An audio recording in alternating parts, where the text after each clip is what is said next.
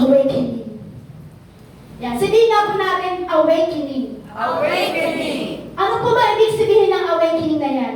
What is a spiritual awakening? Sabi po dito, a spiritual awakening is generally speaking a newfound awareness of spiritual reality. Sabi po dito, sabi po daw, kapag nagising daw pala ang ating espiritu, ay parang nakatagpo mo na yung pangunawa. Parang nandun na yung pangunawa sa'yo, nandun na yung parang awareness doon sa mga bagay na ina-aware sa atin ng ating Panginoong Hesus. At parang nandoon na yung kalagayan ng ating espiritu na parang ina-aware tayo sa mga bagay na kung saan tayo dinadaya ng ating kaaway. Amen? Sabi po dyan, sabi po dyan, yan po yung parang sinabi po na generally speaking, kapag sinabi pong spiritual awakening po, ang ibig sabihin po nito, nagising na ang diwa mo. Amen. Pag sinabing spiritual awakening, ang ibig sabihin po yan, nagising na ang diwa ng bawat isa sa atin. Amen. Sa mga,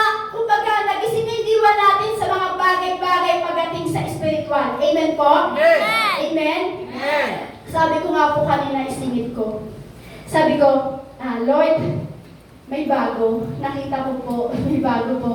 Welcome po, at tayo po'y sama ng Lord. Sabi ko, Lord, may bago. Paano ko po ipapaliwanag ko, Lord? Kasi about po ito sa awakening pagdating sa spiritual, about po ito talagang rebuke and words po talaga na kailangan natin. Kasi sa panahon ngayon, hindi na natin kailangan i-baby pa ang mga espiritu natin natutulog. Kaya sabi ko, Lord, may bago, Lord.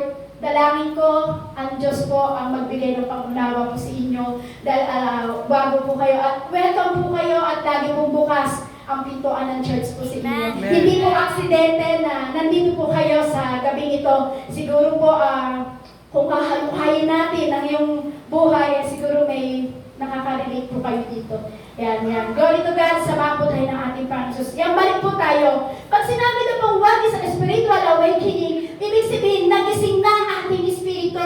Ibig sabihin, nakatagpo mo na o nagising na ang iyong diwa. Ibig sabihin, nagising na yung diwa sa mga bagay-bagay pagdating sa spiritual. Ibig sabihin, kumbaga, yung mga bagay-bagay sa spiritual realm, di ba po, nagising na po tayo doon. Ibig sabihin po kasi, sa mundo po kasi natin, ang ibig sabihin po ng spiritual awakening po, na sinasabi po nila, sabi po dito, what is a spiritual awakening? Sabi po ito, many secular references to spiritual awakening are in the context of mysticism. Sabi po dito, yung mysticism daw po, ito po yung parang new movement.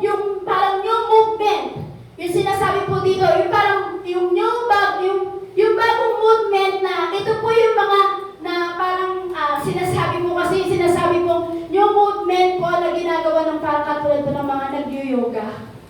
Di ba? Yan po yung ibig sabihin po kasi ng mysticism eh. Ibig sabihin po niyan, yung mysticism ay yung bagong movement na ginagawa na katulad ng mga nag-yoga na pumupunta sila sa bundok, pumapaling ang pinakamataas sa bundok, pumapaling po sila doon, umaakit po sila, para po sila ay mag-pray, para sila po ay, yun nga, sabi ko sa inyo, uupo sila, sabihin nila, tapos biglang umaakit na sila. Yun daw po pala ibig sabihin ng mysticism na bagong movement ng mga isang tao na parang, yun nga po, na pumapalig sa bundok, sila pumupunta po doon, tapos bigla po sisibihin nila na nagkaroon sila ng spiritual journey. Diba? Pag pupunta sila sa bundok, ay nagkaroon ako ng spiritual journey kasi nandun ako, nag-pray ako doon, umaangat-angat ako.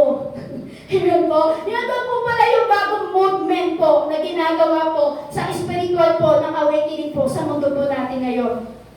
At nagkaroon nga po sila ng spiritual journey nga po, di ba yung sinasabi nila? Yung parang sinasabi nila yung nature, yung universe, yan yung tungkol sa spiritual na ginagawa nila every time na sila po ay nag-yoga o kaya pumapanig po sila sa bundok. Ang tawag po na nila doon, spiritual awakening para sa kanila. Amen? Amen. Pero sa atin, hindi po ganon. Amen. Sabi po diyan, but biblical awakening, sabi po dito, kasi ang akala ng mga nag-yoga, yun po yung spiritual journey, yung universe na ginagawa nila, at ang akala nila, doon sila nagkaroon ng spiritual awakening. Pero sabi po sa biblical way po, sabi po dito, what is a spiritual awakening? Sabi po dito, biblically,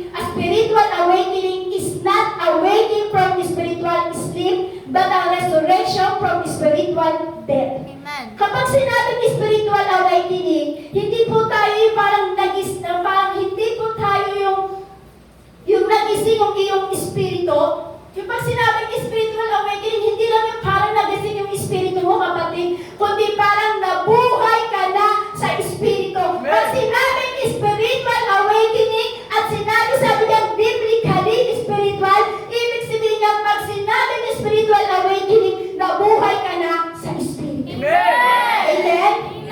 Amen po? Kaya sabihin mo sa katabi mo, mabuhay ka na. Mabuhay ka na. Mabuhay ang iyong espiritu. Mabuhay ang iyong espiritu. Sa madaling salita, spiritual awakening. Amen? Amen.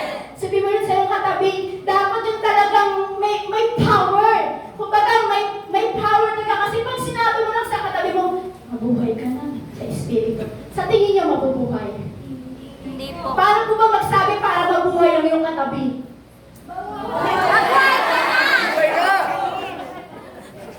Parang naglaro, mabuhay ka na sa espiritu.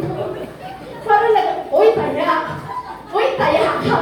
Parang gano'n. Sabi mo sa iyong katabi, mabuhay ka na kapatid sa iyong espiritu. Mabuhay ka na, kapatid, sa iyong espiritu. Bakit? Sabi po dito, what is a spiritual awakening? Sabi po yan, spiritual awakening means being born again. Kaya pagkatay ka pa sa espiritu, ibig sabihin, hindi ka pa naboborn again, kapatid. Amen. Parang amen. Sabi dyan, born again. Biglang, amen. Sabi natin, mabuhay ka sa espiritu. Amen? Ibig sabihin, pag nabuhay ka sa espiritu, being born again. Kulang pa rin. Hindi pa rin buhay. Sabi, pag buhay ang espiritu,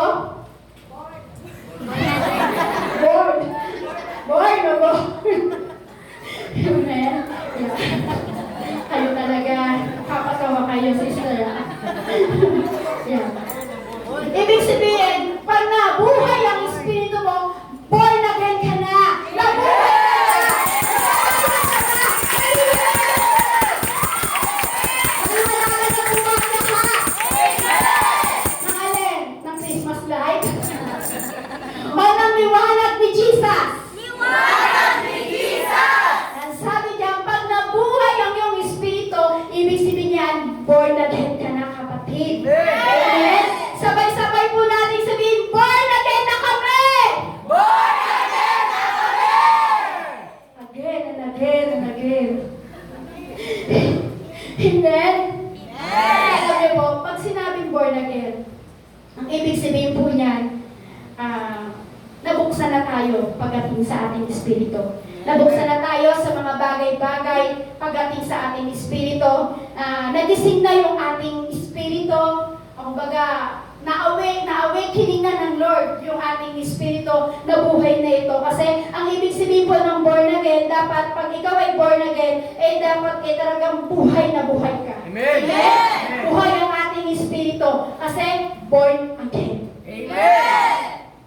Parang hindi kasi buhay eh. Amen? Kasi alam niyo po ako, pag sinabi kasi buhay ang espiritu, dapat nakikita mo talaga. Dapat mararamdaman. Na kahit hindi ka sumigaw, pero makikita mo sa aliwalas ng mukha, makikita mo talaga na, na-born again talaga ito. Amen? Kasi pagsasalita pala, nung gawin ng pagsabi natin, born again na ako, nabuhay na yung espiritu ko. Alam niyo po, the way ng pagsasalita po natin yun, dapat maramdaman talaga na buhay ang ating espiritu. Kasi sabi po nila, pag ang isang tao daw po ay mahina, paano daw po ba magsalita? Mahina din. Amen? May parang, amen? Pag sinabi naman daw, medyo may konting lakas, paano naman daw po magsalita? Konti lang eh. Amen? Pero alam niyo po, pag nabuhay ka sa espiritu dahil born again ka na, alam niyo po ba, ang dapat ang sinasabi mo, Lord, nabuhay na ang espiritu! Nabuhay na ang espiritu!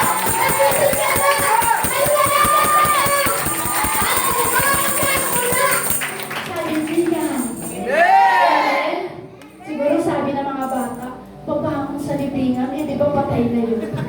Amen.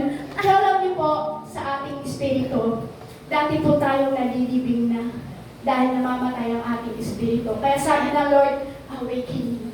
Ibig sabihin, ina-aware tayo ng Lord sa mga bagay. Siguro nakikita ng Lord na sabi ko nga po, ako po ay nadahaya, ay muntik na po akong mawala sa church na ito at talagang iiwanan ko po ang gawain. Pero ang Lord po napakabuti. Amen? Kasi bakit? Pag born again ka na, buhay na ang conviction mo. Pag born again ka na, buhay na ang espiritu mo. Pag born again ka na, may liwanag ka na na nagmumula sa ating Panginoon. Amen? Amen? Amen po? Ibig sabihin po na may nagsasabi pa nga po, di ba, nabuhay ang aking espiritu. Ay, nagkaroon ako ng third eye. Hindi po yun. Hindi po yun kasi, nagkaroon na buhay ng aking espiritu, nagkaroon ako ng third eye, nakakita na ako ng multo. Hindi po yun. Amen? Kasi ang kailangan po natin, kaya po sinabi tayong born again at nabuhay ang ating espiritu at naliwanagan ang ating espiritu. Ang ibig sabihin po niya, nagkaroon ka na ng tunay na relasyon sa ating Panginoong Hesus. Pag sinabing born again, being born again, naliwanagan ka na ni Kristo, nabuhay na ang espiritu mo, at ikaw ay nagising na sa pagkakatulog, at ikay muling inalis ng Diyos sa libingan na kung saan ka ay nanamatay. Alam niyo po ba, ibig sabihin, pag ikaw pala ay, sabi, what is a spiritual awakening? Spiritual awakening means being born again. Ibig sabihin niya, nabuhay ang espiritu mo, na born again ka. Ang ibig sabihin po niya, nagkaroon ka ng tunay na relasyon pagdating sa ating Panginoong Hesus. Amen? Ito po yung may tunay na relasyon pagdating sa Lord. Pag nabuhay ang espiritu mo at nagkaroon ka ng relasyon pagdating sa Lord, ibig sabihin po niyan ngayon palang nauunawaan mo na ang lahat ng bagay-bagay pagdating sa espiritu. Amen. Amen? Amen. Maiintindihan mo na lahat kung ano yung mga bagay-bagay pagdating sa espiritual. Yung parang pagdating sa espiritual, malalaman mo na, nauunawaan mo na kasi nabuhay na yung espiritu mo, naliwanagan ka na ni Christ, nagkaroon ka na ng matinding relasyon kay Christ, higit sa lahat na born again ka talaga sa salita ng ating Panginoong Hesus. Ibig sabihin niya, nauunawaan mo na lahat, naiintindihan mo na ang mga bagay-bagay pagdating sa pang-espiritual. Amen. Amen. Kaya nga po, di ba, sinabi po natin kanina, binasa po natin, sabi po sa Efeso chapter 5 verse 14, sabi po dyan, nababasa niyo po ba?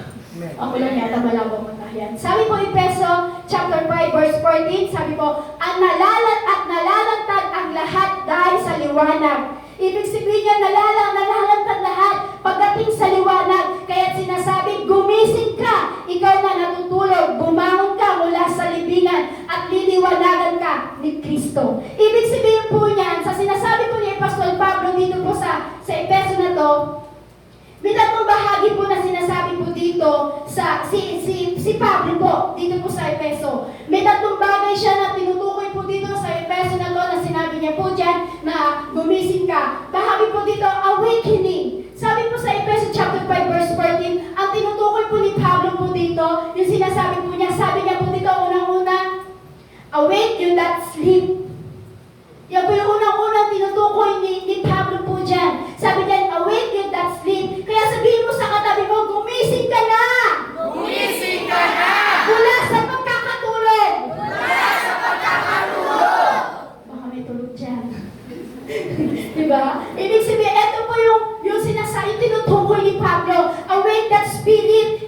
Awake that sleep. Sabi niya, pangalawa, sabi po na tinutukoy ito ni Pablo, arise from the dead. Ibig sabihin, bumangon ka na mula sa mga patay. Amen? Sabay-sabay natin sabihin, bumangon na tayo mula sa mga patay. Bumangon na tayo mula sa mga patay! Sister, hindi pa naman kami patay, paano kami babangon? Ibig sabihin po yan, yung espiritu po natin namatay, nalibing. Kaya ngayon, sabi ng Lord, arise from the dead. Bumangon ka, gumising ka. Sabihin mo, gumising ka, aking espiritu.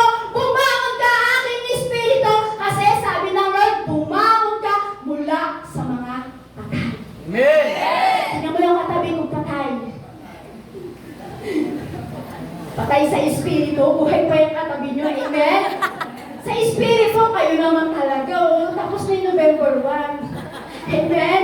Yan. Ano pa po yung tinutukoy ni Pablo po dito? Pangatlo po, Christ shall give you light. Sabi po dyan. Ibig sabihin po dyan, naliwanagan ka na ni Kristo. Amen? Amen.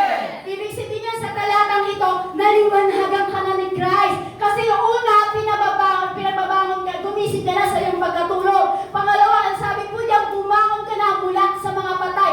Pangatlo, ang sabi po dyan, naliwanagan ka na kay Hesus Kristo. Amen? Bakit? Sabi po dito, the word awake is used in this verse is to render two different words, one which properly means to awake or be awake or watch. Dalawang bagay po ang sinasabi po sa talatang ito. Sabi po ng una, to wake or be awake. Sabi po dito, amen po? Sabi ang pangalawa po, or watch, sabi po dyan. O yung sinabi po dyan, dalawang klase po ito. Pag sinabi po kasi na awake or be awake, kailangan po talaga gumising tayo. Amen? Amen. Ang watch, ibig sabihin yan, magbantay ka kasi kapag gising ka, ang iyong espiritu ay buhay ng totoo. Amen. Amen? Amen. Bakit? Na-born again ka na. Being born again. Amen? Ibig Amen. sabihin, gumising ka na at nagbantay ka, ibig sabihin yan, you are born again. Amen? Buhay ka na sa espiritu eh. Amen. Nagbantay ka na. Amen? Nagbantay ka na sa kalagayan mo, lalong-lalo na pagdating sa espiritual na kalagayan ng ating espiritu na kailangan nating bantayan. Amen? Amen. Amen po. Kasi totoo lang po, marami po sa mga Kristiyano po ngayon na nawawala na po kasi yung panlasa nila pagdating sa Diyos. Amen po. Amen. Kaya tayo nakakatulog, kaya tayo nagiging patay, hindi tayo nakapagbantay o hindi natin nabantayan ang ating espiritu. Kaya alam niyo po, marami po sa mga Kristiyano na ngayon nawala ang panlasa. Amen? Amen. Paano po ba sinabi na wala ang panlasa nila sa Diyos? Yung parang tinatamad na sila mag-church, tinatamad sila mag-pray, tinatamad na sila magpuri sa Panginoon. Alam niyo po ba, yun po yung sinasabi ng marami po na nawala na daw po ang panlasa ng Kristiyano pagdating sa Panginoon. Paano po ba yun? Kapag pinag-uusapan po, paano po ba yung pag sinabi na nawala na yung panlasa natin pagdating sa Diyos? Kasi kapag pinag-uusapan po ang ating Diyos, pinag-uusapan po yung Bible, pinag-uusapan po yung spiritual na bagay-bagay pagdating sa tinutukoy sa ating espiritu. Alam niyo po ba ang iba? Boring na boring na boring. Boring na boring. Amen? Paano po ba yun? Pag wala na ang panlasa mo sa Panginoon, every time na pagtitipon natin, pag-uusapan ng salita ng Diyos, pag-uusapan ng pagdating sa spiritual, boring na kapatid. Yun daw po pala ang nawawala na ang panlasa pagdating sa Panginoon. Amen. Amen po? Amen. Amen? Boring ka na sa mga bagay na yan. At sinasabi mo, ang KJ naman. Ang kakainit naman yan. Ang KJ naman yan. Nakakainit naman yung tinuturo ni sister. Alam niyo po, ibig sabihin yun, wala na ang panlasa mo sa pagdating sa salita ng ating Panginoong Jesus. Amen? Amen. Bakit? Kasi wala na yung passion mo, kapatid. Wala na yung apoy na nilagay dati sa'yo ng Lord, na dating naranasan mo, na wala na yung apoy na yon. Amen po? Amen. Na wala na yung apoy na kapag pinag-uusapan po ang salita ng ating Panginoong Isus o yung mga pinag-uusapan yung mga bagay-bagay sa espiritual, wala na yung passion. Wala na yung apoy. Wala na yung init. Wala na yung pag-ibig. Kasi bakit? Wala ka nang panlasa. Di ba pag wala kang panlasa, may gana ka bang kumain? Wala po. Wala po, di ba? Pero pag maganda ang panlasa mo, di ba? Lahat, kahit tumaba ka, kakainin mo. Kahit alam mong bawal sa itong lechon berry na to, kakainin mo. Bakit? Kasi masarap sa panlasa mo. Amen? Pero pag wala kang panlasa sa gawain ng Lord, boring ka talaga pag pinag-uusapan ng salita ng Diyos. Pag nag-share na si Pastor, tatahimik na lang talaga lahat tayo. Kasi bakit? Boring tayo. Amen? Ibig sabihin niya, wala ka ng panlasa pagdating sa salita ng ating Panginoong Isus. Amen po? Amen. Alam niyo po, ang topic na ito, hindi po siya mahaba. Konting haba lang.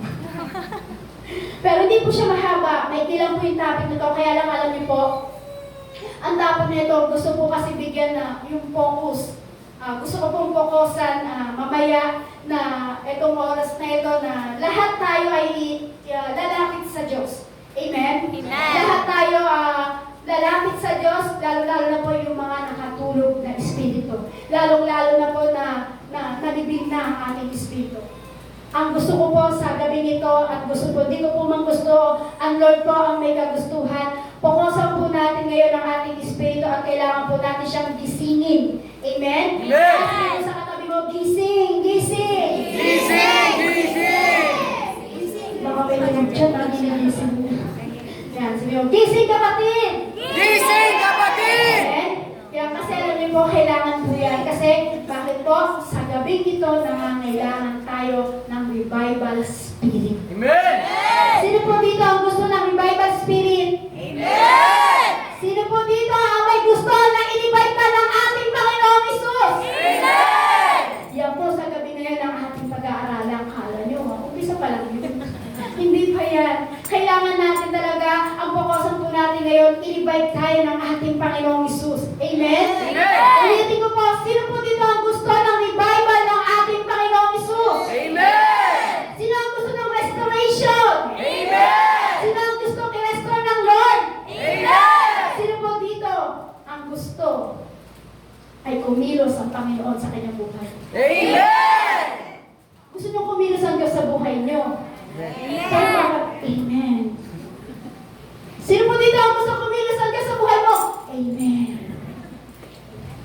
Dapat kapatid, pagbuhay ang espiritu mo, nagising ka, hindi ka natulog, binangon ka na mula sa libingan, at naliwanagan ka na ni Yesu Kristo. Alam mo ba, pag-revive ka ng Panginoon, ni-revive ka ng ating Diyos, kailangan mo i-restore, kailangan mo revival ng ating Panginoon. Alam niyo po ba, kailangan natin buhay, buhay, buhay.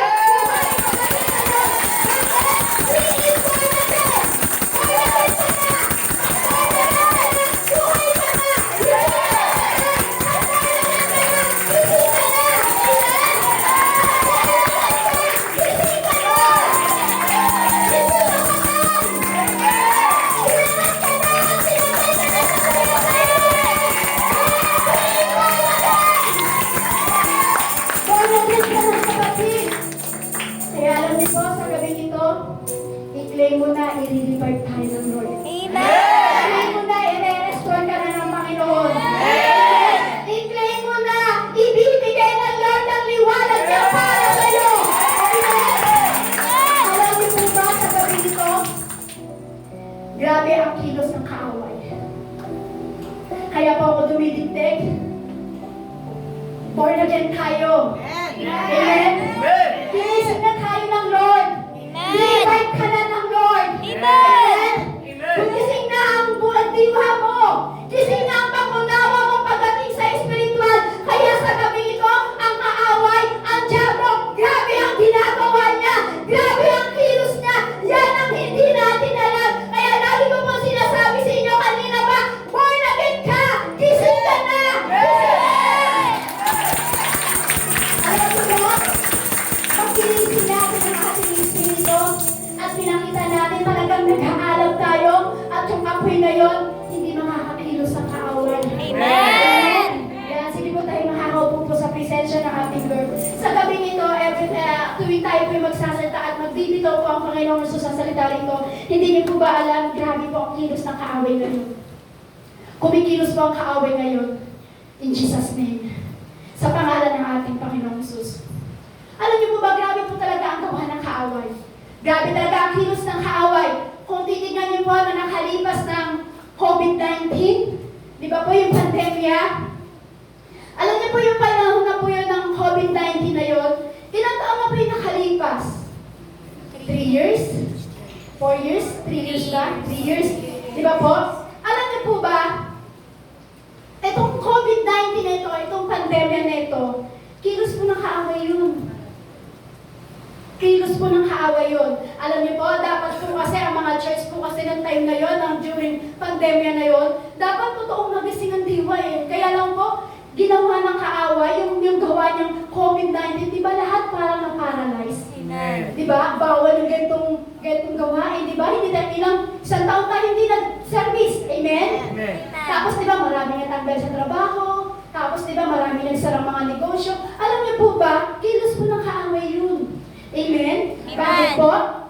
Kasi ang alam ng kaaway, ito pala ang secret. Ito pala yung weapon para sila ay patuloy na makatulog pagdating sa Espiritu. Kung iisipin niyo po ng pandemya na yun, grabe talaga ang kilos ng kaaway kasi bakit po? Isang taon tayo hindi nagsiservice sa church na ito. Samantalang isang araw ka lang hindi makapaglingkod sa Lord, isang araw ka lang hindi makapag-worship sa Panginoon, patayin na ang ating Espiritu. Huwag mo pa kayo yung isang taon na yun. Ano po yung na-experience nyo? Yung tayo na isang taon tayo hindi tayo nakakapagpuri dito sa templong ito. Diba? Parang nawala yung panlasa mo, nawala yung apoy mo, nawala yung parang kagalakan mo pagdating sa Lord. Kaya nang ibinalik yung pag-church at open na daw po ang mga gawain na pwede na pong gumawa po yun. Diba po? Halos wala nang nag-church. Bakit po? Namatay po ang espiritu ng maraming Kristiyano ng time during COVID-19 po yun. Amen po? Amen. Kasi yun po yung ginamit ng Diablo na secret weapon niya. Secret weapon. Yun yung parang isinaboy ng kaaway. Ito pala, during COVID-19 na ito, lahat pala mapaparalyze ang mga Kristiyano, hindi pala sila magiging matibay. May secret weapon na isinaboy sa mundo, ang kaaway. Amen? Amen. Kaya maraming na-paralyze. Amen po? Amen. Kaya alam niyo po, yung parang, alam niyo po kung ano po yung secret weapon ni Satan, yung parang inihagis niya, yung secret weapon niya, inihagis niya at sinabi niya sa mundo po natin na alin po ang pagkakatulog sa Espiritu ng Kristiyano. Amen. Yung pala yung secret weapon ng kaaway, yung sinasabi na inihagis sa pampatulog, yung parang sleeping pills para sa atin. Itong COVID-19 na ito, itong pandemya na ba ito, parang sleeping pills pala siya sa mga Kristiyano. Yun po ang secret weapon ni Satan para tayo po ay maging nakakatulog ang ating espiritu. Yung parang magic, charan, di ba? Yung parang isinaboy, COVID-19! Kaya lahat ng Kristiyano naging paralyzed. Amen? Amen. Na magic ng weapon, ng secret weapon ni Satan. Kaya kung bakit lahat ng Kristiyano maraming nawala ang panglasa. Ang dami ngayong Kristiyano na parang, di ba, nakabis na nila na hindi na pumunta sa simbahan, di ba po, nang unang binalik? Di ba nakabis na po natin na parang, nakakatamad na pumunta sa simbahan? Manonood na lang ako ng online service. Di ba po? Nanangan tayo sa bagay na yun. May online service naman. Anong oras? Ito manonood na lang ako. Meron namang Wednesday. Meron namang online service. Doon na lang ako manonood. Bakit? Nawala yung panlasa mo, kapatid eh. Kaya ngayon, yung secret weapon na inihagis ng kaaway, yun ang nakuha natin. Yun ang naging sleeping pill sa atin kung bakit tayo ay nakatulog sa ating espiritu. Amen. Amen? Amen. Kasi yun yung nakagis na natin. Ayaw mo nang maglingkod. Ayaw mo nang pumalik sa church. Ayaw mo nang pumalik. Ang sakit sa tuhod. Ang taas ng hagdanan doon. Manonood na lang ako ng online service. Amen? Alam niyo po, bagamat noon, tayo po ay naglilingkod po sa Panginoon, yung time na hindi pa po COVID-19 na yon. Alam niyo po, ngayon po sa panahon ngayon ng mga Kristiyano, puro upo na lang. Amen po? Amen. Sorry to tell me po, sorry po sa words ko po, yun po kasi yung totoo. Yung time na tayo po yung COVID-19, lahat po tayo nalanggay. Lahat po tayo nawala po yung panlasa natin sa gawain ng Panginoon. Kaya ngayon sabi ng Lord, unti-unti po kayo i-revive. Amen. Amen? Amen. Kaya lang, nasa ating responsyon kung gusto mo talaga i-revive ka ng ating Panginoon Jesus. Amen? Amen. Marami po kasing Kristiyano ngayon, ayaw na mag-church, ayaw na pumaling sa templo, ayaw na mag-worship. Gusto, uupo na lang sila.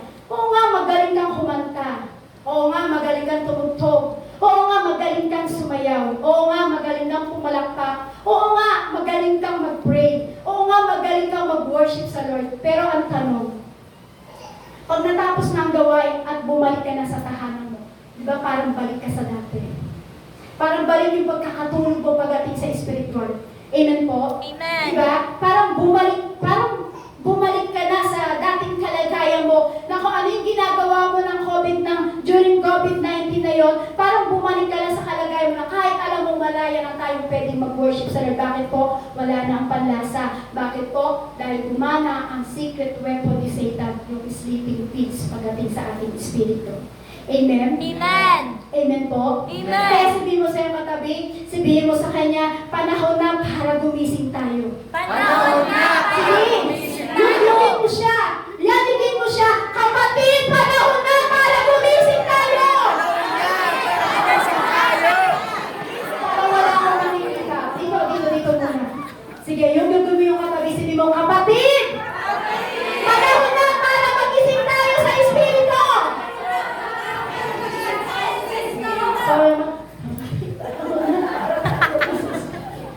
Dapat yung buhay. Dapat yan ang sinasabi ko. Kapatid, panahon na para tayo ay mabuhay sa espiritu.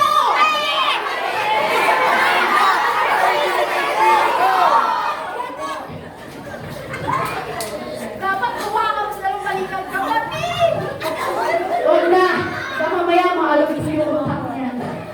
Amen? Panahon na para gumising tayo. Panahon na para wala na ang panahon na gumising ka na.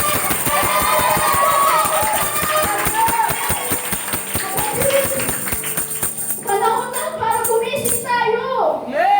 Panahon na para bumangon ka. Panahon na inalis ka na ng Lord mula sa libingan. Amen. Amen? Amen. Kaya panahon na, gumising ka na, kapatid. Amen. Bakit? May plano ang Diyos sa'yo eh. Amen. Hindi pa tapos ang Diyos sa'yo, kapatid eh. May plano pa ang Diyos sa'yo.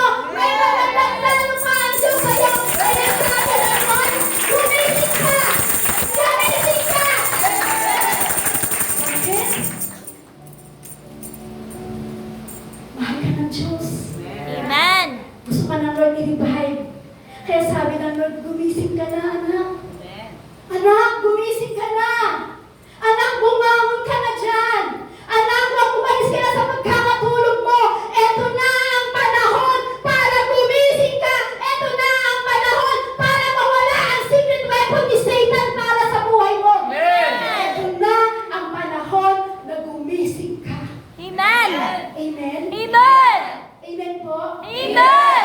Kasi yan po ang kailangan po natin. Sa panahon po kasi ngayon, kaya sinasabi ng Lord na gumising ka na, bumangon ka na. Bakit? Sa panahon na ito ngayon, naghahanap ang Diyos ngayon na mabubuhusan niya ng anointing niya. Paano ka mabubuhusan ng anointing ng Lord? Paano ka mabubuhusan ng power ng ating Panginoon Jesus kung tulog ka sa Espiritu? Kaya sabi ng Lord, eto na! Panahon na! Gumising ka na! Panahon na! Bumangon ka na! Bakit? May plano ang Diyos sa iyo, kapatid! May plano ang Diyos sa iyo! Naghahanap ang Diyos na mabubuhusan niya ng anointing ng ating Panginoon! Kaya sabi ng Lord, gumising ka na. Bakit? Naghahanap ang Diyos na bubuhusan niya ng kapangyarihan niya. Kung natutulog ang ating espiritu at nandun pa rin tayo sa libingan, paano tayo bubuhusan ng anointing? Paano ka dadaluyan ng kapangyarihan ng Diyos? Kung tulog tayo sa espiritu. Kung hindi pa tayo bumabangon mula sa libingan. Kumbaga, nandiyan pa rin yung secret weapon ni Satan. Kaya sabi ng Lord, anak, eto na ang panahon. Gumising ka na. Anak, eto na ang panahon. Bumangon ka na. Amen. Anak, eto na ang panahon. Gumising ka na. Bumangon ka na. Niliwanagan na kita. Ibibigay ko sa iyo ang liwanag na kailangan mo sa buhay mo. Yun ang gusto ng Lord sa gabi ito. Kaya sinasabi ko po sa inyo kanina, gusto niyo po bang ma-revive? Amen. Kailangan po kasi ito na yung panahon, hinahanap na ng Panginoong Hesus kung sino ang madadaluyan niya ng kapangyarihan. Naghahanap ang Diyos po ngayon kung sino yung madadaluyan niya ng anointing. Bakit po? Kasi pag tayo po ay binuhusan o binalik ng Diyos sa atin yung nararamdaman natin yung anointing, nararamdaman natin yung kapangyarihan ng ating Panginoon Jesus. Alam niyo po, ibig sabihin po yun, bumabalik na yung ating tamang pagtingin pagdating sa Lord. Bumabalik na yung tamang panglasa natin pagdating sa Lord. Come back to your senses. Ibig sabihin po niyan, pag ikaw ay nagising na at dinaluyan ka na ng anointing ng Lord, ang gusto ng Lord, come back to your senses. Amen. Yan ang gusto ng Lord. Bakit? Pag bumalik na ang iyong senses sa buhay mo, bumabalik na yung tamang pagtingin mo, bumabalik na yung tamang panglasa mo, bumabalik na yung pananaw mo. Kapag sinasabing senses po, ibig sabihin, the senses touch, the senses sight. Amen. Ibig sabihin po niyan, pag bumalik na ang senses natin, bumabalik na unti-unti lahat ng ginagawa natin pagdating sa Lord. Nagising ka na, nakabangon ka na, naliwanagan ka na. Amen. Kaya kailangan natin come back to your senses.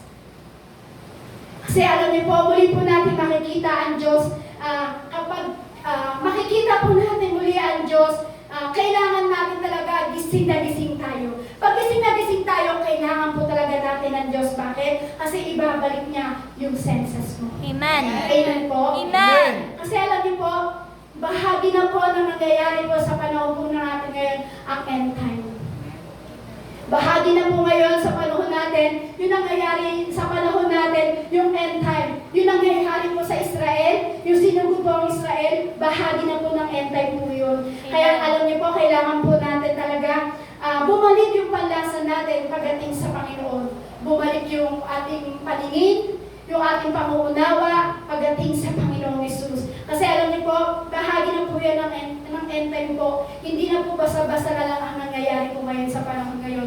Lalo na po ngayon, maraming bansa na po ngayon ang nagkakaisa para sugudin ang Israel. At ito pa po ang masakla po, pag ang Amerika po ay nakaisa. Tama ba yun? Pag ang Amerika po ay nakaisa, dun sa ibang bansa at susugurin nila ang Israel, wala na po. Katapusan na po talaga ng mundo.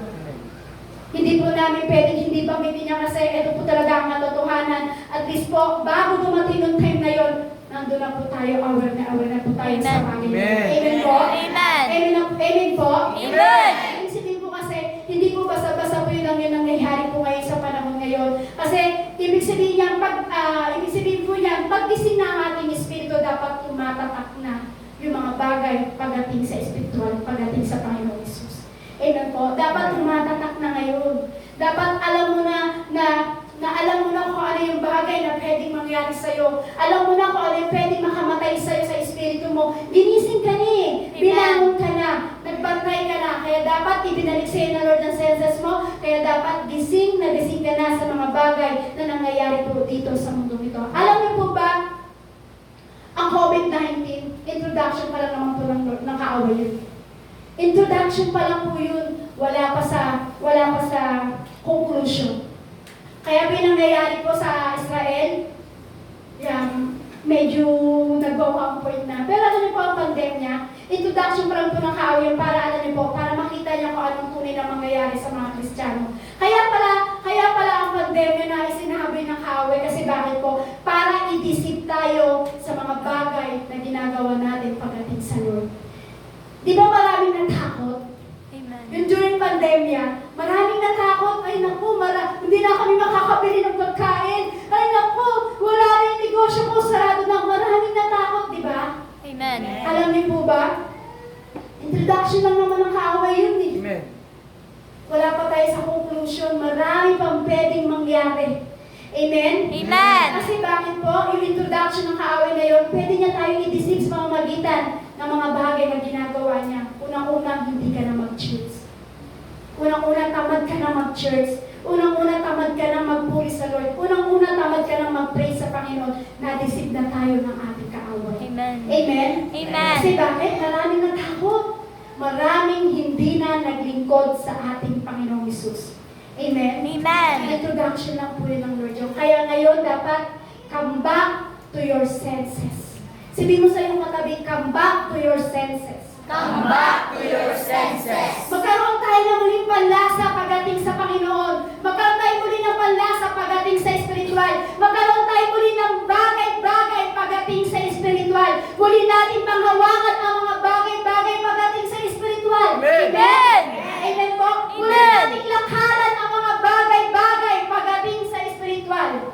sinabing come back to your senses, panghahawakan mo na ang mga bagay pagdating sa spiritual, lalakaran mo na pagdating sa mga bagay-bagay sa pagdating sa spiritual po. Amen po? Amen. Hindi lang ganun ang pagiging Kristiyano natin. Amen? Amen. Hindi lang tayo aawit. Hindi lang tayo sasayaw. Hindi ka lang papalakpak dyan. Hindi ka lang aatin ng every Wednesday. Hindi ka lang aatin ng every Sunday. Ang gusto ng Diyos, gamitin ka, kapatid. Ang gusto ng Diyos, gamitin ka. Ang gusto ng Diyos, makita niya ang kamalhatian niya sa buhay niyo. Amen. Ang gusto ng Diyos, lumakad ka sa Kanya, sa Espiritu. Ang gusto ng Lord, makita niya ang kabalhatian ng ating Panginoon Jesus, bawat isa sa atin. Amen. Yan ang gusto ng Lord. Yan ang gusto ng Diyos. Kaya sabi po dyan, come back to your senses. Ibig sabihin niya mismo, si Pablo nagsabi nito, sabi niya, come back to your senses. Sinabi mismo ni Pablo yan. Sinabi niya po yan doon sa sinabi niya po doon sa Efeso, di ba po? Sabi niya, ibalik natin, muli tayong bumangon. Kaya po sabi po dito, 1 Corinthians chapter 15, verse 34, magpakatino kayo at talikuran ang pagkakasala. Ang iba sa inyo ay hindi kilala ang Diyos. Sinasabi ko ito upang mapahiya kayo. Si Pablo po ang nagsabi nito. Kaya sabi niya, come back to your senses. Sabi dito, magpakatino kayo at talikuran ang pagkakasala. Ang iba sa inyo ay hindi kilala ang Diyos. Sinasabi ko ito upang mapahiya kayo. Church, kinakausap po tayo ngayon ng Diyos ngayon. Church, kinakausap ka ng Diyos ngayon. Huwag mo tignan yung katabi mo.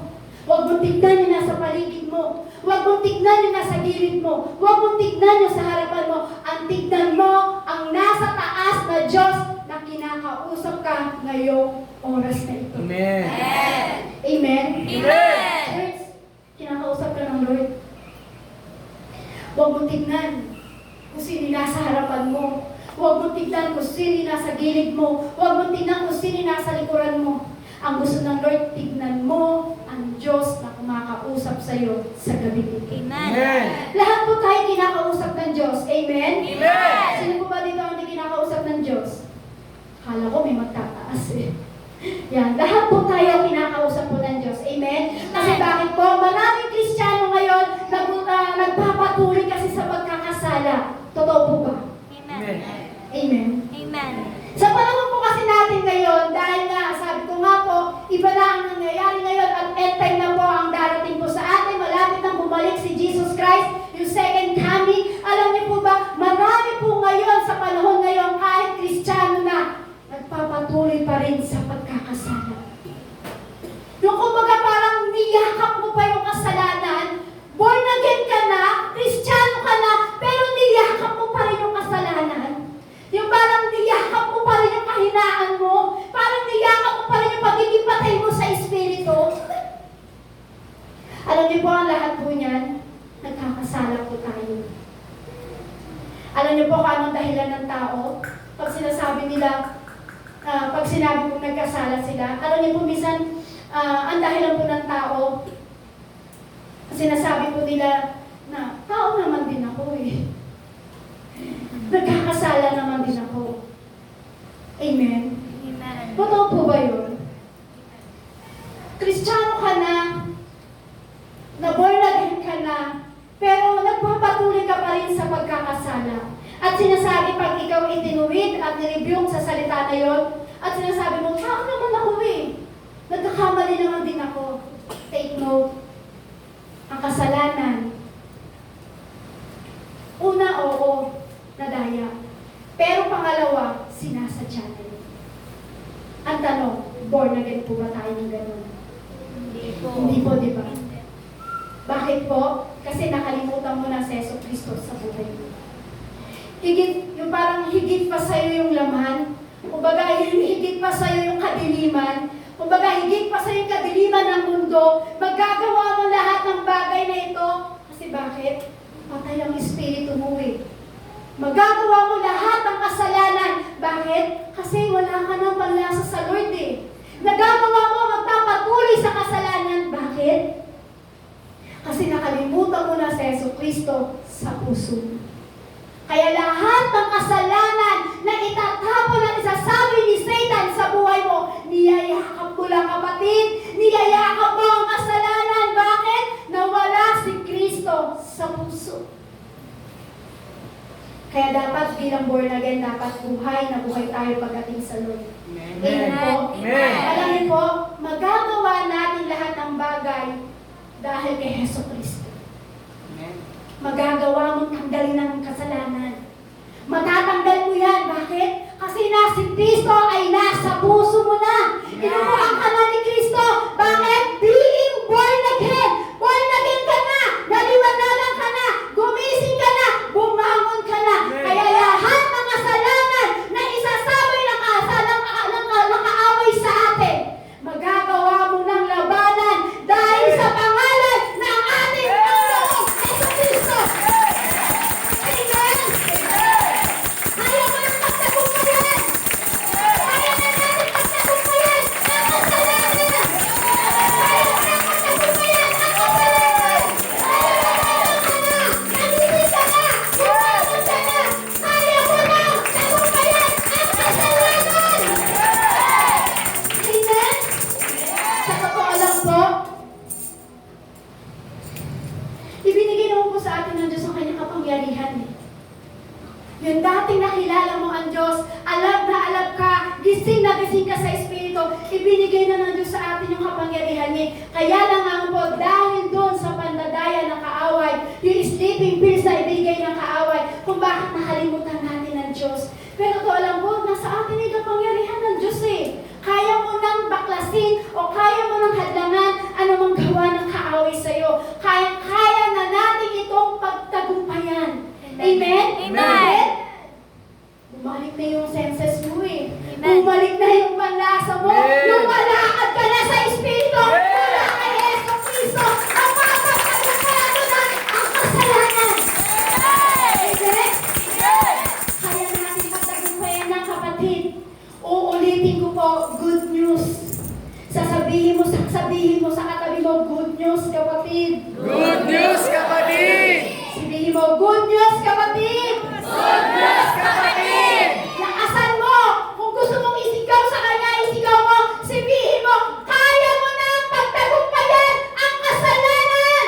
Kaya mo na pagtagumpayan ang kasalanan! Parang Happy New Year dito.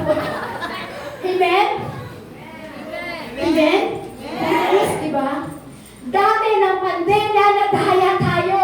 Dati ng COVID-19, nakatulog tayo sa Espiritu. Pero sabi ng Lord, come back to your senses.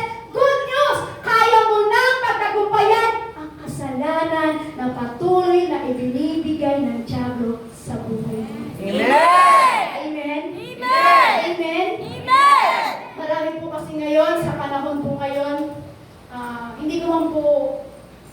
hindi ko man po sinasabi na tayo po ay mabuti o ano po. Ang ibig ko po sabihin, direct to the point po, marami po kasing church po ngayon na tuturo na lang po is motivation na lang. Hindi lang po sinasabi nila, kailangan, baka kasi may kasalanan, dapat iwanan mo yan. Alam niyo po sa panahon ngayon, marami na po ngayon nagtuturo, motivation lang. Pagpapalain ka ng Lord, 10 ways giving, 10 ways for love for Jesus, 7 ways for worship to God. Ganun na lang po, motivation. Pero alam niyo po, may nagsabi po sa amin. Alam niyo, Pastor, pag ganyan lagi ang tinuturo niyo sa church, kasalanan, hindi kayo dadami. Alam niyo, Pastor, kung puro ganyan na lang sinasabi niyo, kasalanan, maaalis lahat sa inyo ang mga manggagawa niyo. Ano po sagot namin? Buhay ang Diyos. Amen. Katotohanan lang ang tinuturo namin. Amen. At hindi galing sa amin yung galing sa Biblia. Amen. Amen po? Amen po? Amen. Yung pinagsabi ko sa amin, sabi ko, kawawa ang miyembro nito. Kasi ang tinuturo lang niya, 7 ways worship, 10 ways giving, love for Jesus. Opo, tama po espiritu ng manggagawa mo. I-review mo ang espiritu ng mga bawat attender mo. Bakit? Kaya nga tayo naglilingkod sa Lord para magpabago. Amen? Amen? Kasi alam niyo po, tayo po dito, hinahayag naman po natin kung alin mga bagay na kasalanan. Totoo naman po kasi, makasalanan po tayo. Amen? Magpasalamat ka sa Diyos kasi may pastor ka. Magpasalamat ka sa Diyos, may pastor ka na nagtuturo pagdating sa spiritual mo para lumago ka. Amen. Gusto niyo lagi ituturo ni pastor, motivation lang? O sister, maganda yan, tuloy mo lang yan. Brother, ganito gawin mo, lalago ka dyan. Gusto niyo po ba motivation lang? Alam niyo, sabi ko sa sarili ko, ang swerte ng church na ito. Ang swerte ng manggagawa dito. Ang swerte ng mga attender dito. Bakit? May pastor kayo na nagtuturo pagdating sa espiritual para lumago ang bawat isa sa atin. Amen. Kaya lang po, minsan ko ano pa yung nakakalungkot. Yung pagtuturo ng pastor sa atin para tayo ay lumago, pinapalitan pa po ito natin ng sama ng loob. Alam niyo po, kahit masakit kay pastor, ang gusto ng Lord, lumago ka pa rin. Kahit nasasaktan siya, kahit na parang minsan pag magkukwento sa akin si pastor, umiiyak siya, alam mo, sakit ng ganito eh. Pero ilalaban ko siya. Ilalaban ko siya kasi mahal ko siya para sa Lord. Gusto ko siyang maghamit ng Lord. Gusto ko siyang gamitin ng Lord. One time nga po, ng Tuesday, may sinabihan ko si pastor niya, totoo po yun. Hindi po kami galit. Hindi po kami galit pag nagtuturo sa mga bagay na ito. Alam niyo po, determinado yung puso po namin na maghamit kayo ng Lord. Nahahaluan po kami ng pag-ibig pagdating sa inyo. Kaya bakit motivation lang po ituturo namin? Kasi marami pong iba ngayon, ayaw nilang pag-usapan sa church ang kasalanan. Bakit po? Takot silang mawala ang manggagawa at attender nila sa church nila. Pero alam niyo po, pasalamat ka, may pastor nagme-mentor sa espiritu mo. Amen. Pasalamat ka, merong pastor na nagme-mentor sa espiritu mo at sinasabi niya, layuan mo ang kasalanan na yan, tanggalin mo ang kasalanan na yan, hindi ka lalago dyan. Amen. Pasalamat ka na meron kang pastor, kaya dapat gawin mo, stop sinning. Stop sinning na kapatid. Yung parang nilonormal na lang natin yung kaaway ngayon. Stop sinning na kapatid. Yung di pa kayo parang sinasabi, parang normal na lang kung ano yung ginagawa ng kaaway ngayon. Hindi po ako galit. Hindi po kami galit. Tinuturo lang po namin yung dapat ituro ng ating Panginoong Isus. Amen? Mahal po namin kayo, kaya po kami nagtuturo. Kasi kung tutuusin lang, kung gusto po namin i-motivate lang kayo, kaya po namin i-motivate. Dadami po tayo dito. Pero ito lang po ang church nito. Yung words po talaga sa church nito. Glory to God, itinataas ko po ang church nito. Bakit po?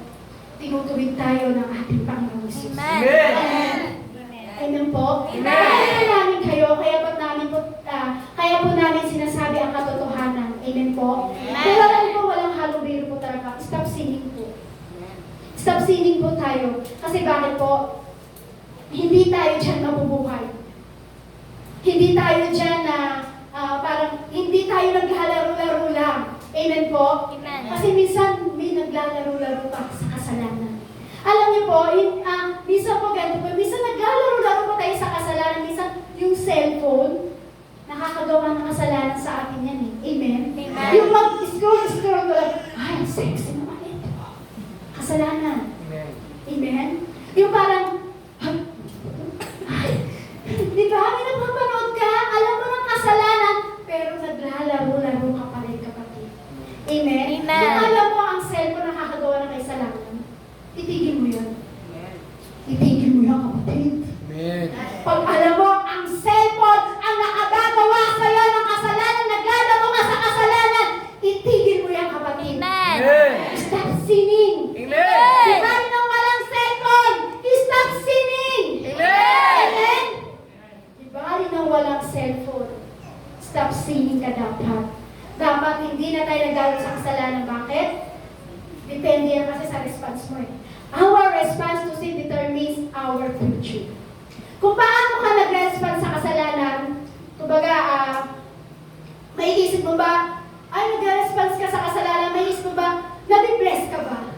Pagpapalain ka ba nito? Gagamitin ka ba nito? Makakatulong ba sa ito? Dapat, depende yan sa pag-response mo, kapatid. Amen? Amen. Ikaw ba ay mabibless dito? Ikaw ba ay magagamit nito? Kung darating sa iyo yung tunay na kagalakan, alam niyo po, hindi ka na maglalaro pa sa kasalanan. Hindi ka na didepende sa mga bagay na response mo sa kasalanan. Amen. Amen? Kasi nasa response mo natin yan. Kaya sabihin mo sa iyong katabi, stop sinning. Stop sinning. Sa biyaya ng Diyos, magagawa natin yan. Tapos, isurrender mo sa Diyos ang lahat. Ano mang pagkakasala mo, isurrender mo lahat yan sa Diyos. Di ba parang sinasabi mo, Lord, ayoko na nito. Lord, ayoko na nito, Lord. O halimbawa na lang, wala po akong pinapatamaan at wala po akong gustong pananakitan. Ang gusto ko lang po, gusto ko pa kaninang bitawan pero napipigilan po ako kasi sabi ko, Lord, di ko kaya. Pero sabi ng Lord, isigaw mo. Isigaw mo. Kaya ko po piniikot, pinuulit pero sabi ng Lord, marami na po kasing Kristiyano ngayon, naglalaro pa sa kasalanan. May asawa ka na, nagkakakrush ka pa sa iba. May asawa ka na, nagme-message ka pa ng pakit pa ang dating mo. Kristiyano na yan. Naglalaro ka sa kasalanan. Amen. Glory to God. Hallelujah. E parang may asawa ka na, nagpapakit ka pa. Ang kit-kit pa ng message mo. Amen. Amen po.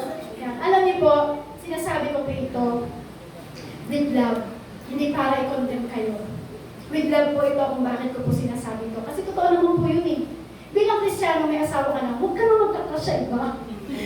Bilang ikaw Kristiyano, may asawa ka na, huwag ka nang pakit-kit pa ng message sa kakrush mo. Amen? Kristiyano ka na eh. Amen? Amen. Mahal ko po kayo, hindi ko po kayo kinukondem. Alam niyo po, totoo lang po, eto po, kung ikaw ay single, mag-boyfriend at girlfriend pa lang kayo, huwag kang gagawa ng kasalanan.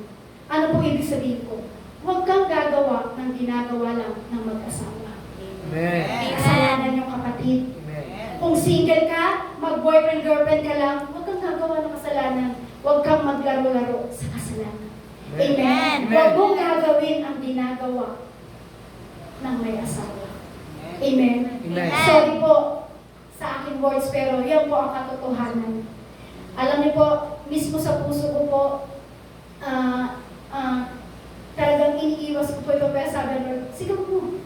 Sigaw mo. Hindi ko po alam kung bakit. Pero ito, alam po, nahihirapan po ako kung paano ko po sabihin ito, pero ito po yung katotohanan. Sinasabi ko po ito dahil may kalaki po ito ng pagmamahal sa inyo para hindi po tayo patuloy sa pagkakasala pagdating sa Panginoon. Ngayon po, sa mag-boyfriend girlfriend, kung doon maiwasan, magpakasal kayo. Magpakasal kayo. Kaya ang sabi ko sa Biblia, kung di maiwasan ang bawat isa, magsipag-asawa kayo, magpakasal kayo. Amen? Kasi totoo naman po yun. Kasi alam niyo po, ang kasalanan, para po yung credit card. Ang kasalanan ay parang credit card po yan. Enjoy now, but you will pay later. Amen? Ang kasalanan ay parang credit card. Enjoy now, di ba? Ang kasalanan. Mahal po namin kayo, kaya sinasabi po namin ito sa inyo. Kasi sinasabi po namin ang katotohanan kasi ang gusto po namin, mapalaya kayo sa anumang gawa ng kasalanan sa mundo ito. Amen. Amen? Amen. Dapat ito po ay maging kalakasan nyo, hindi ito ay maging kahinaan nyo. Amen? Amen. Mahal ko po kayo. Gusto ng Diyos, baguhin po kayo. Ang gusto ng Diyos, i-transform ka ng Diyos sa mga bagay-bagay na merong kasalanan sa buhay mo. Kaya lang po, hinahayaan po natin na dayain tayo ng kaaway. Katulad po sinabi sa John, chapter 3, verse 19, at ito ang kahatulan na naparito, ang ilaw sa kalamibutan at inibig pa ng mga tao ang kadiliman kaysa ilaw, sapagat masasama ang kanilang mga gawa. Ang Diyos po talaga ay may paghatol. Ang Diyos po talaga ay talagang may hustisya. Ang pag-ibig po ng Diyos at ang sa krus, kasi alam niyo po, ang pag-ibig ng Diyos at ang hirap sa krus, nagsaling puwersa po yun eh. Nagsama po yun. Kasi bakit po? Ang Diyos po kasi ay may justice talaga. Ang Diyos po talaga ay may hustisya. Siya kasi yung banal na Diyos. Amen. Amen? Hindi mo pwedeng yakapin ang kasalanan. Hindi mo pwedeng sabihin na, Lord, banal ka pero yayakapin ko yung kasalanan. Hindi mo pwede yun kasi ang Diyos ay katotohanan at banal ang ating Diyos na pinaglilingkuran. Amen. Kayo na lamang, sabi mo yan, kayo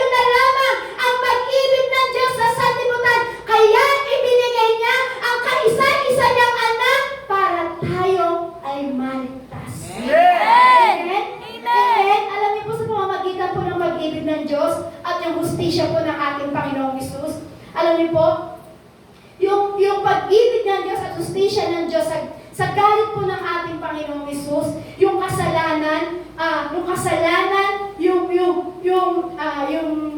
yung galit, yung justisya, ay nagsama po yan sa krus. Bakit po?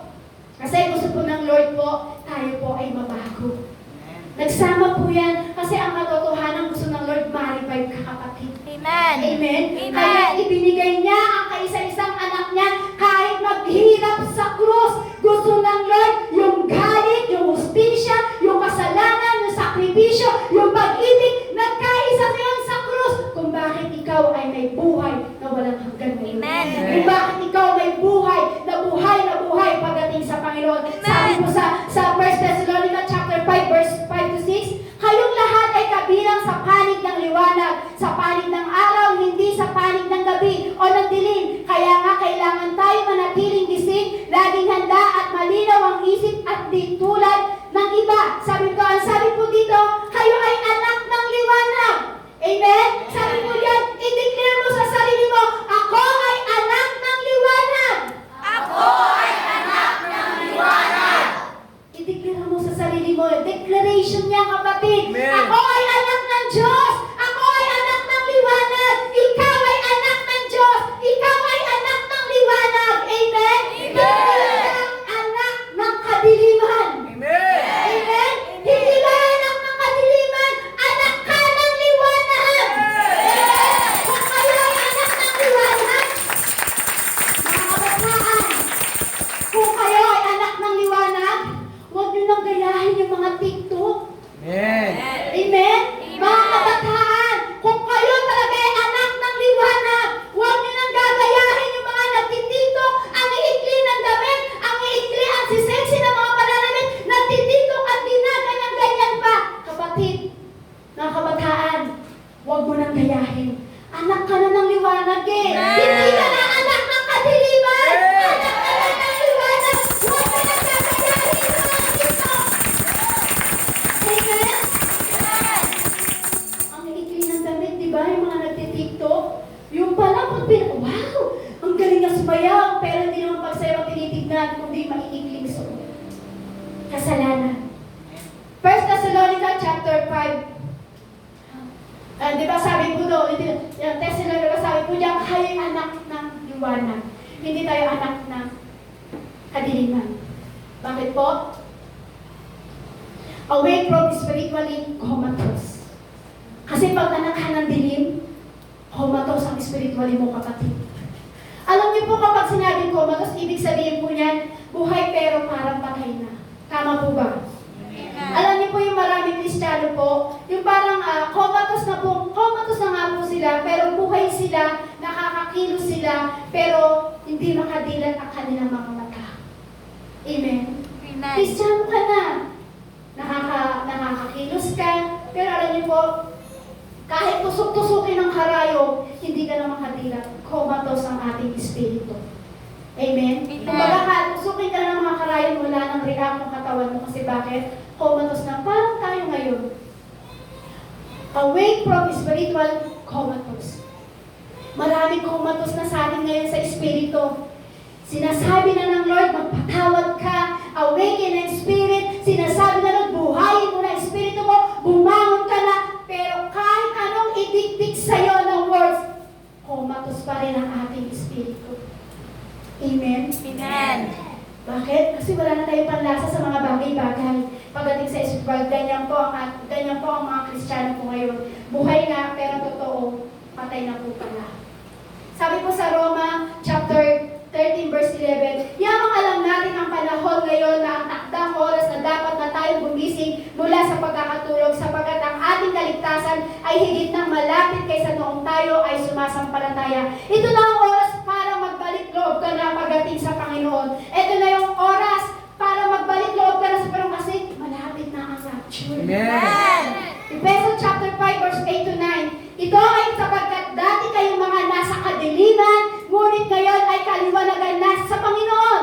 Ulitin ko po, ito ay sapagkat dati kayong mga nasa kadiliman, ngayon ay sabi ko, kadiliman, ngunit ngayon ay kaliwanagan sa Panginoon. Mabuhay kayo bilang mga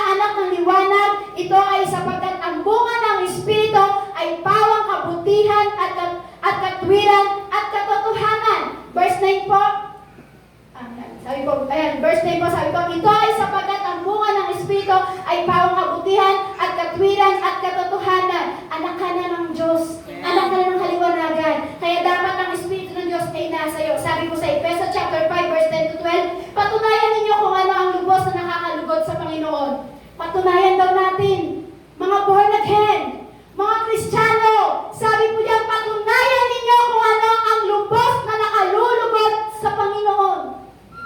At huwag kayong magkaroon ng pakikipag-isa sa mga gawa ng kadiliman na hindi nagbubunga, sa halip ay inyong sawalin ang mga ito. Ito ang masaklap. Kapag kumatos ng espiritu mo, nakikipag-isa na tayo sa gawa ng kadiliman. Dapat diyan, pag anak ka na ng liwanag, sawayin mo ang mga gawa ng kadiliman. Ito ay sapagkat nakakahiyang banggitin ang mga bagay na ginagawa na lihim. Efesians chapter 5 verse 13-14, ngunit nalalantad ang lahat ng mga bagay na sinasaway ng liwanag, sapagkat ang liwanag ang naglalantad ng lahat ng mga bagay. Dahil dito sinasabi niya, gumising kayo na natutulog at bumangon mula sa mga patay, at sa inyo si Kristo ay magliliwanag. Yan po ang sinasabi ng Diyos, kasi bakit ilalantad niya lahat at sasaway niya ang mga gawa ng kadiliman? Sabi ng Lord, gumising ka sa iyong pagkakatulog, bumangon ka mula sa iyong pagkapatay. Bakit? Liliwanagan ka na ng ating Panginoong Jesucristo. Amen. Spiritual awakening. 2 Chronicles chapter 30 verse 5. Kaya nga nagpadala sila ng mensahe sa buong Israel mula sa Beersheba hanggang sa Dan na dapat pumunta ang mga tao sa Jerusalem sa pagdiriwang ng pista ng paglampas ng anghel para sa Panginoon, ang Diyos ng Israel. Sa nagdaang pagdiriwang, kakaunti lang ang nagsidalo. Pero sinasabi ng kautusan na dapat dumalo ang lahat. Pag kumatos ang ating espiritu, marami talagang konti ang dadalo sa ganitong gawain. Pero sabi po dito, pero sinasabi ng kautusan na dapat dumalo ang lahat. Amen. Amen.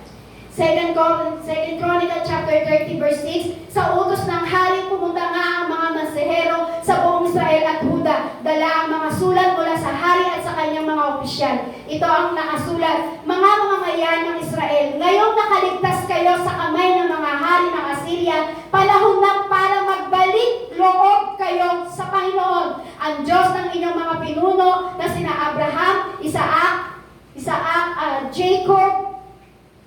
Jacob, sabi po dyan, paputol po sa akin. Hindi ko po siya mabasa. Yan. Sabi po dyan, Para bumalik ulit. kayo na lang po bumasa. Sabi po dyan, dapat na po pala sa panahon ngayon, pagbalik na tayo. Bakit? Kasi naligtas ka na sa kamay ng Assyria. Ano po yung Assyria? Sa kamay ng demonyo. Naligtas ka na. Kaya sa panahon ngayon, kailangan mo na magbalik sa Panginoon. 2 Chronicles chapter 30 verse 7, huwag niyong tularan ng inyong mga ninuno at mga kamag-anak na hindi naging tapat sa Panginoon na kanilang Diyos, na dahil dito'y ginawa silang kasuklam-suklam ng Panginoon, gaya ng nakikita niyo ngayon. Marami po tayong nakikita ngayon. 2 Chronicles chapter 30 verse 8, kaya huwag maging matigas ang inyong ulo. Sabi mo sa iyong katabi, huwag matigas daw ang ating ulo. Huwag daw matigas ang ating ulo. Huwag kayong maging matigas ang inyong ulo gaya ng inyong mga ninuno. Kasi mga ninuno natin, ang tigas talaga ng mga ulo yun eh. Kundi magpasakop kayo sa Panginoon, pumunta kayo sa templo, sa kanyang pinabanal magpakailanman, at maglingkod kayo sa Panginoon na inyong Diyos para mawala ang matinding galit ng ating Panginoong Hesus. Sabi niya, para mawala ang matinding iyang galit sa inyo. Amen. Amen? Amen. Sabi ng Diyos, huwag na matigas ang ating ulo na katulad ng mga ninuno natin. Magpasakop na tayo sa Panginoon. Pumunta ka na sa templo. Magpakabanal ka na. Maglingkod ka na sa Panginoon. Bakit? Para mawala daw po, para mawala daw po ang matinding galit ni Kristo. Amen. Kaya kapatid, aalis ka pa ba sa church? Hindi po. Sabi diyan, bumalik ka na. Sabi diyan, magpasakop ka na. Huwag na matigas ang iyong ulo, kapatid. Amen? There is a call for spiritual awakening. Sabi ng Lord, huwag na matigas ang ulo mo. Bakit? May calling ang Diyos sa'yo. May pagtawag ang Diyos sa'yo. May calling ang Diyos lahat sa atin. Kaya sabi ng Lord, huwag na matigas ang ulo mo. Magpasakop ka na para mawala ang ni Kristo. Amen. Bakit? May calling ng Diyos eh! May calling sa'yo! May calling sa'yo! May calling sa'yo! May calling sa'yo! May calling sa'yo! Sino po dito matagal lang hindi nagsishare ng words of God? Ay, marami.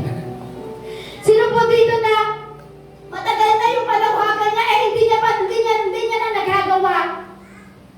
Sabihin mo sa iyong sarili, Espiritu, gumising ka! Bumangon ka! Hindi gigising ang Espiritu at hindi babangon ang Espiritu niya pag ganyan ang ginawa niyo. Sinasabi ko po, hindi gigising ang Espiritu niyo, hindi babangon ang Espiritu niyo pag sinabi niyo lang, Espiritu, gumising ka. Espiritu, bumangon ka. Gesture. Gumawa ka ng aksyon. Gumawa ka ng aksyon para mabuhay ka. Bakit? There is a call for a spiritual awakening. May calling ng Diyos. Ina-awaken ng Lord. May calling ng awakening ng ating Panginoong Jesus. Kaya sabihin mo, Espiritu ko! Espiritu ko! Gumising ka! Espiritu ko!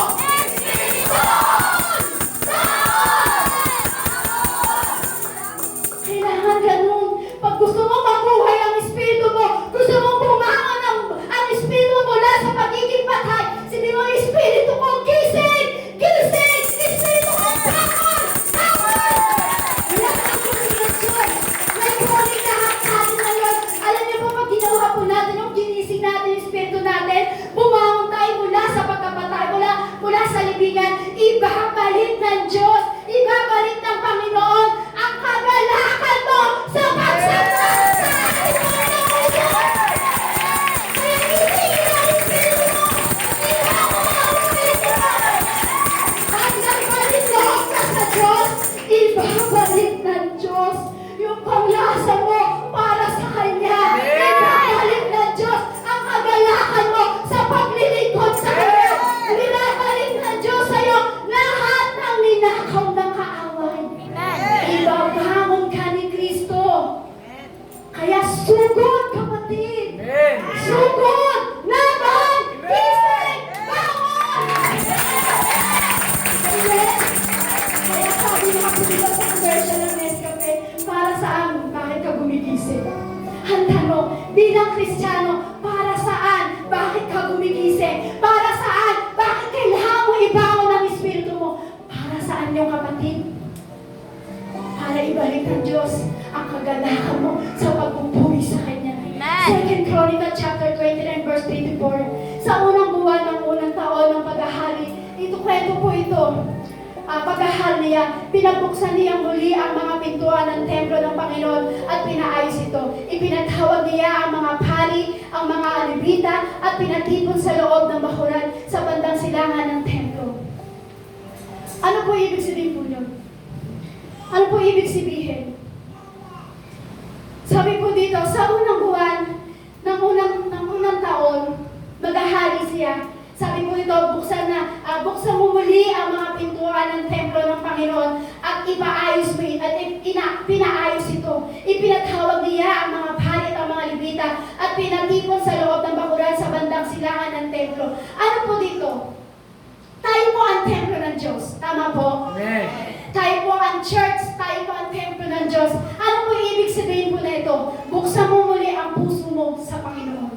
Sabi po dito, sabi niya, pinabuksan niya muli ang mga pintuan ng templo ng Panginoon at ipinaayos. Sabi po dito, ipinabuksan ang pintuan ng templo at pinaayos. Sino po ba ang templo? Sino po ba ang church? Walang iba kundi ang puso natin. Amen. Tayo ang templo, tayo ang church ng ating Panginoon Jesus. Amen. So, ibig sabihin po niyan, kapag binuksan pala natin ang ating puso, ipinapaayos natin sa Lord. Kapag binuksan pala natin ang pintuan ng ating puso, ipinapaayos natin sa Lord. Bakit? Tayo ang templo.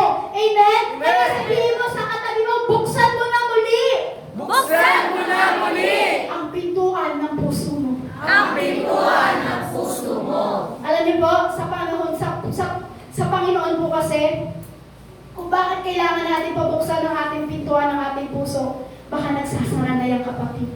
Sabi po dito, Pinabuksan niya muli ang mga pintuan ng templo ng Panginoon at ipinaayos ito. Dahil ikaw ang templo ng Diyos, ikaw ang church ng Diyos, ikaw ang templo ng Diyos, ang puso mo ay lukluhan ng Diyos, ang buong katawan natin ay templo ng Diyos. Ba't di natin muling buksan ang pintuan ng ating puso? Ba't di natin muling ipaayos ang ating puso? Huwag mong isasara ang pintuan mo sa Diyos. Amen? Amen. Kailangan pagbuksan mo yun. Amen? Amen. Tayo po ang pintuan dapat pagbuksan natin.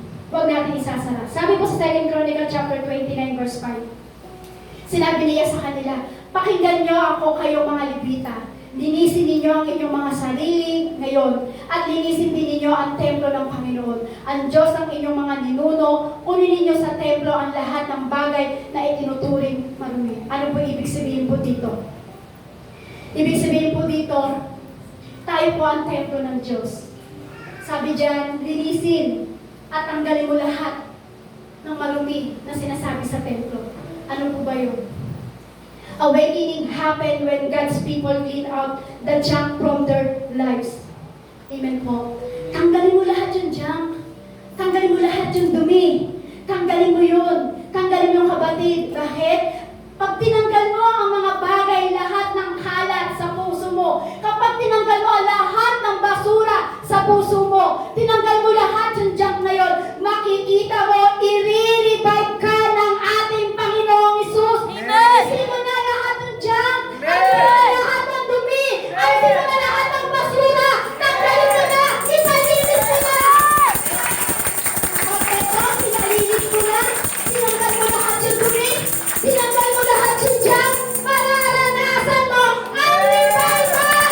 Ang revival. Mararanasan mo yan, kapatid. Tanggalin mo at alisin mo ang mga bagay na yan. Bakit?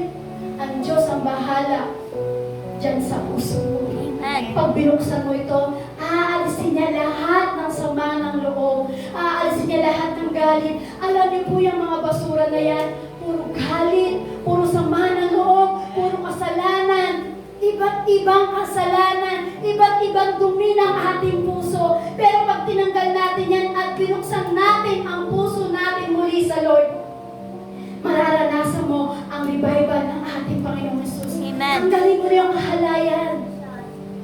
Ipalinis mo na sa Panginoon niyang kapatid.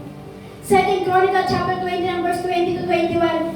Kinabukasan, maaga pa'y tinipunan ni Haring Hezekiah ang mga opisyal ng lungsod at pumunta sila sa templo ng Panginoon. Nagdala sila ng 7 toro, 7 lalaking tupa, 7 batang tupa, at 7 lalaking kambing bilang handog sa paglilinis para sa kanilang kaharian sa templo at sa mga manghayan ng Huda. Inutusan ni Haring Hezekiah ang mga pari na mula sa angkan ni Aaron para ihandog ang mga iyon sa altar sa Panginoon. Alam niyo ba sa panahon po nila, ang paglilinis po kasi, para makalinis po sila, inagahandog po sila ng mga tupa, mga toro po. Yun po yung kapamaraanan nila para sila po ay magpalinis. Sabi po 2 Chronicle chapter 30, 24, nagbigay si Haring Hezekiah sa mga tao ng 1,000 toro, 7,000 tupa at kambing na nagbibigay din ang mga opisyal ng 1,000 toro at 10 tupa at kambing. Marami sa mga pari ang naglinis sa kanilang sarili. Marami po. Bilang kayo isang Kristiyano, linisin na natin.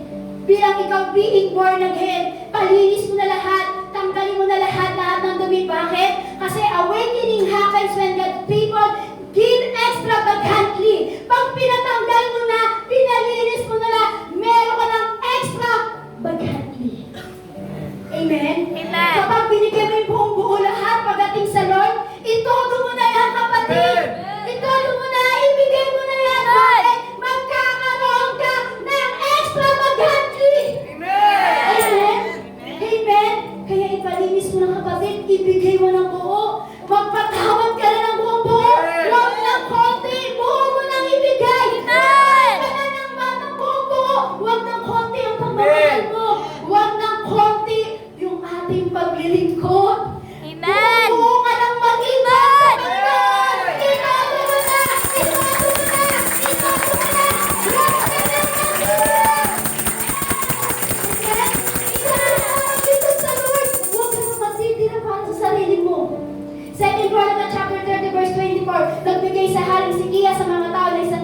2,000 tupa at kambing. Nagbigay din ng mga opisyal ng 1,000 toro at 10,000 tupa at kambing. Marami sa mga pari ang naglinis sa kanilang mga sarili. Ganon din po dapat magpalinis po tayo. 2 Chronicles chapter 20 and verse 25. Pagkatapos nagtalaga sa Hezekiah ng mga Levita sa templo ng Panginoon na may mga pompya, alpa at mga lira, ito ay ayon sa utos ng Panginoon kay Haring David sa mga magitan ni Gad ng propeta ni David ay kay propeta Nathan. 2 Chronicles chapter 20 and verse 28 to 30. Ang buong kapulungan ay lumuluhod sa pagsamba sa Panginoon habang umaawit ang mga awit at nagpapatugtog ang mga taga-trumpeta hanggang sa maialay ang lahat ng handog sa sinusunog. Pagkatapos ng paghahandog, lumuluhod si Haring Hezekiah at ang lahat ng kasama niya at sumamba sa Panginoon. Nag-utos si Haring Hezekiah at ang kanyang mga opisyal sa mga Levita para purihin ng Panginoon sa pamamagitan ng mga awit na ginagawa ni Haring David at ni Asaph na propeta. Kaya umawit sila ng mga awit ng pagpupuri na may kagalakan habang nakayuko sila sa pagsamba sa Diyos, habang pinaalis mo lahat ng kasalanan mo. Lumuhod tayo sa pagsamba sa Panginoon. Amen. Amen. Sabi po dyan, awakening happen when God's people center themselves for worship. Mag-worship ka na. Awakening happen when God's people humble before God and asking for forgiveness.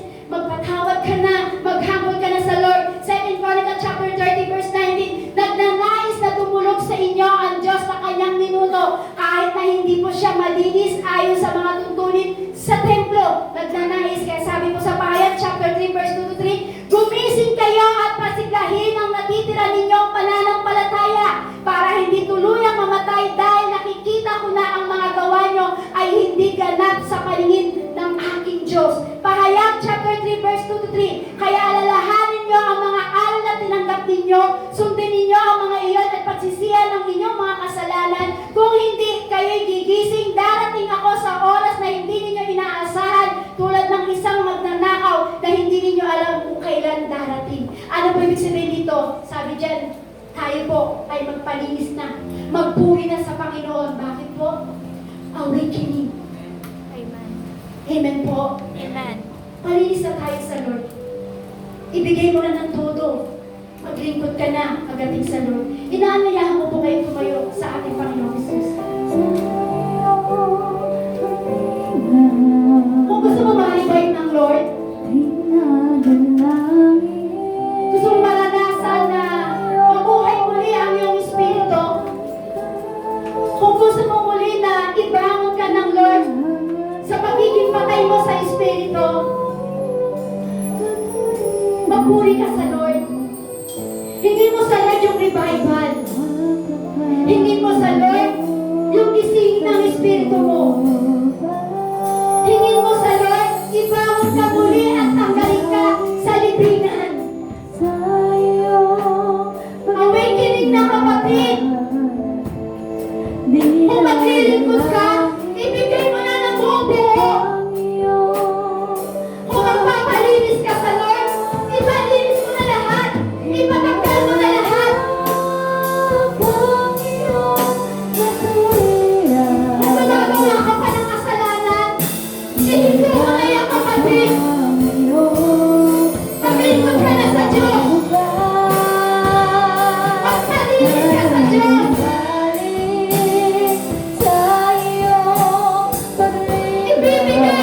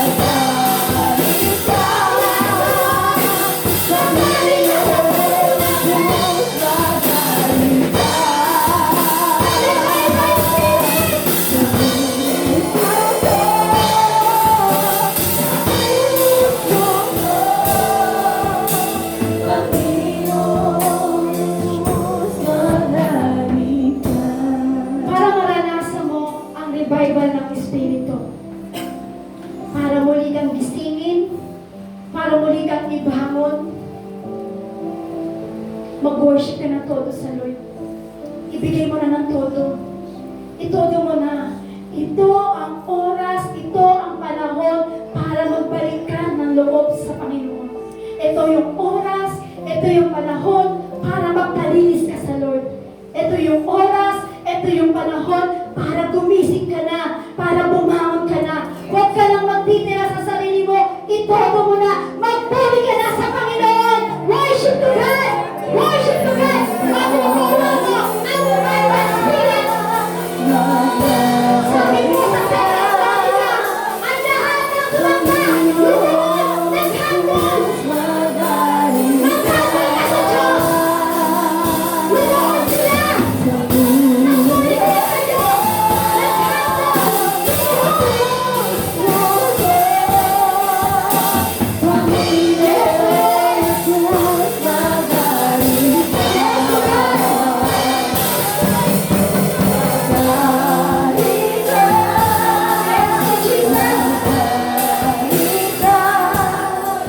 Sabi sa kanina sa binasa natin sa 2 Chronica, na nagpatawag si Hana Hezekiah na magpuri sila sa templo.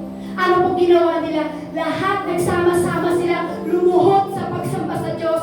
Lahat nagsama-sama sila may humbleness pagdating sa Lord. Kung gusto mo makuha ang revival, mag-humble ka sa Lord. Kung gusto mo makuha ang revival, lumuhod ka sa Diyos. Hallelujah, Lord Jesus.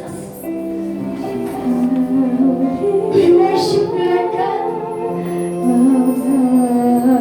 Salamat, Lord. Nagpapalinis kami lahat sa iyo. Nagpapalipan kami lahat sa iyo, Lord. Tulog namin, Lord, nagkasama kami. Tulog namin, Lord, marami yung kasalanan namin. Nagpapakumbaba kami sa iyo, Lord. Nag-humble kami sa iyong harapan. Nagpaparibay kami sa iyo, Lord. Hiribay mo yung espiritu namin, Lord.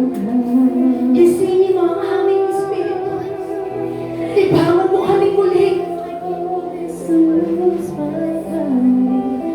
Nagpapalinis kami sa iyo, Lord. Nagpapalinis kami sa iyo. Humihingi kami ng tawad sa lahat ng kasalanan na gawa namin.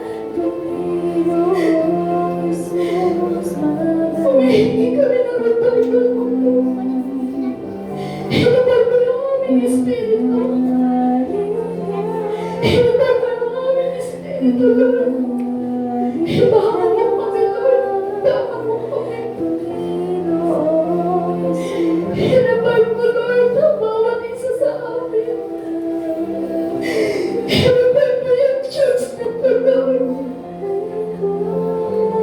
Humihingi kami ng revival spirit. Nag-humble kami sa iyo, Lord. Nagpapalinis kami sa iyo, Panginoon. Ibalik mo muli lahat ng pag-asa namin para sa iyo. Maghari ka sa aming puso. Maghari ka, Yahweh. Maghari ka, Jesus. Binubuksan namin muli ang pintuan ng aming puso na nagpapalinis, na nagpapakumbaba, nagpaparibay sa iyo. Salamat po naman kami sa iyo, Panginoon Jesus. Salamat po, Lord. Lord, sa gabing ito, Lord, nakita mo ang bawat isa sa amin, Lord.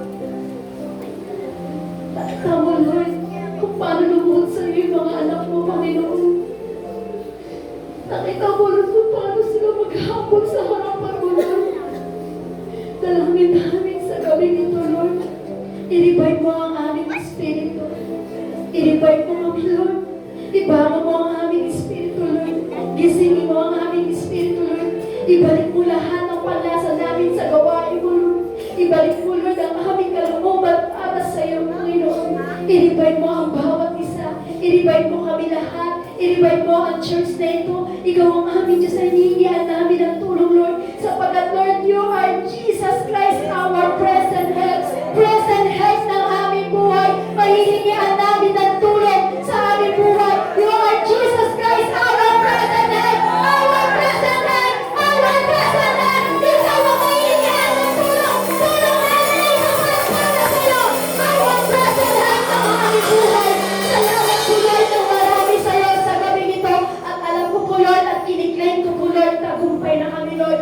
I-revive mo na kami, Panginoon. Hayaan mo, Lord, ang salita mo, ang presensya mo, ang pag-ibig mo, Panginoon, ang patuloy na dumaloy sa aming buhay, patuloy na dumaloy sa aming puso, Lord. Salamat po ng marami sa gabing ito, Lord. Sa iyo po kami, Lord, nagpupuri, nagbabalik ng pasasalamat.